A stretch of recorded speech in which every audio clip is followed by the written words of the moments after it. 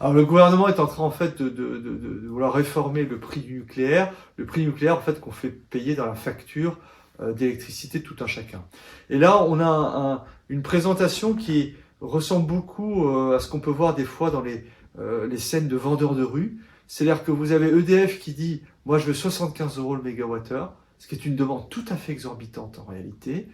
Et vous avez le gouvernement qui dit non, non, non, non, ça ne sera pas 75 €, ça sera 61 € le mégawattheure, parce que moi je défends les consommateurs. Et on a l'impression que du coup 61 €, c'est pas cher.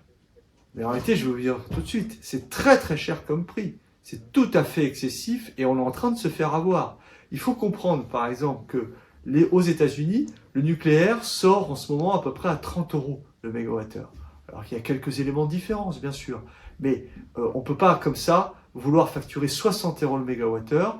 D'autant plus que le gouvernement a juste fait travailler quasiment en secret la Commission de régulation de l'énergie et qui s'est refusé à engager tout débat public avec des associations comme la nôtre. Nous, ça fait depuis le mois d'avril que CLCV et UFC Que Choisir, on demande un débat sur le prix du nucléaire.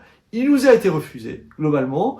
Et à la place, ils nous ont sorti le rapport secret à 61 €, qui est un prix tout à fait excessif.